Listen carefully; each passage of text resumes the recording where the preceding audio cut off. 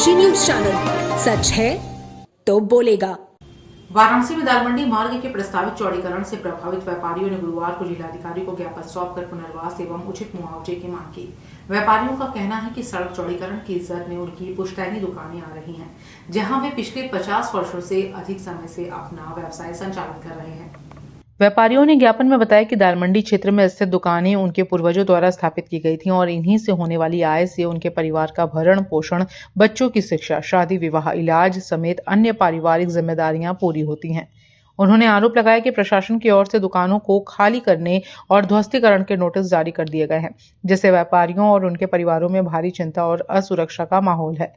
प्रभावित व्यापारियों ने मांग की कि दुकानें हटाने या ध्वस्त करने से पहले उन्हें वैकल्पिक स्थान पर पुनर्स्थापित किया जाए या फिर उचित मुआवजा एवं आर्थिक सहायता प्रदान की जाए। उनका कहना है कि बिना पुनर्वास या मुआवजे के उनकी आजीविका का एकमात्र साधन समाप्त हो जाएगा, जिससे सैकड़ों परिवारों के सामने गंभीर आर्थिक संकट खड़ा हो सकता है।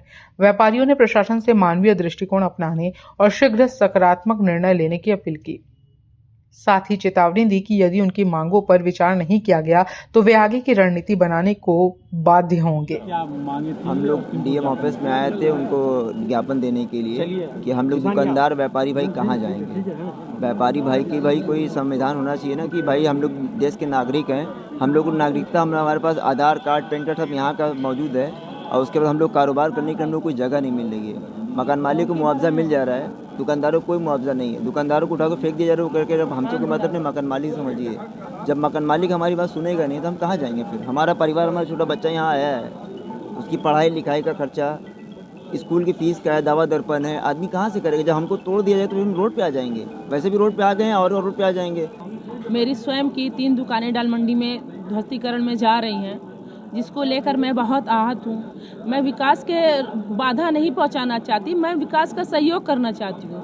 मैं विकास के सहयोग में भी हूँ, मगर विकास करने का ये मतलब नहीं है कि आप किसी के रोजी रोजगार को बिल्कुल उजाड़ दीजिए और अपना आप रास्ता लेने के लिए आप उसको स्थापित भी नहीं कहीं करिए, उसको मुआवजा भी मत दीजिए, तो वो कहाँ जाएगा।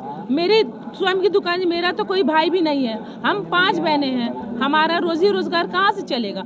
आज इस विषय में हम लोग वार्ता करना चाहते हैं कि जिस प्रकार से दाल मंडी में विकास और जन सुविधा के नाम पर लोगों के मानवीय अधिकारों की बलि चढ़ाई जा रही है, उसको अनदेखा करके बुरी तरह से बिल्कुल जंगल राज बना करके बुलडोजर संस्कृति फैलाई जा रही है। हमारी सरकार से ये मांग है कि निसंदेह वो विकास करें।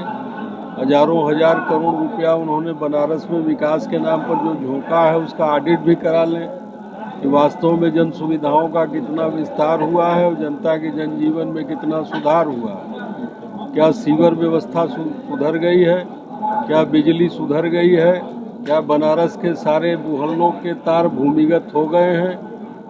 लेकिन मैं ये कहना चाहता हूँ कि जो लोग वहाँ सैकड़ों साल से रह रहे थे, वो चाहे जिस स्थिति में रह रहे हैं, बहुत सारे लोग तो लीगल तौर पर किराएदार के तौर पर रह रहे हैं, तो पहले उनका पुनर्वास होना चाहिए, उनको वैकल्पिक आवास दिए जाने चाहिए और यहाँ उनका जो रोजी रोजगार था उसके लिए उनको कहीं व्यावसायिक कोई भूखंड या कोई व्यावसायिक कॉम्प्लेक्स बना करके सरकारी जमीनों पर उनको आबाद किया जाना चाहिए।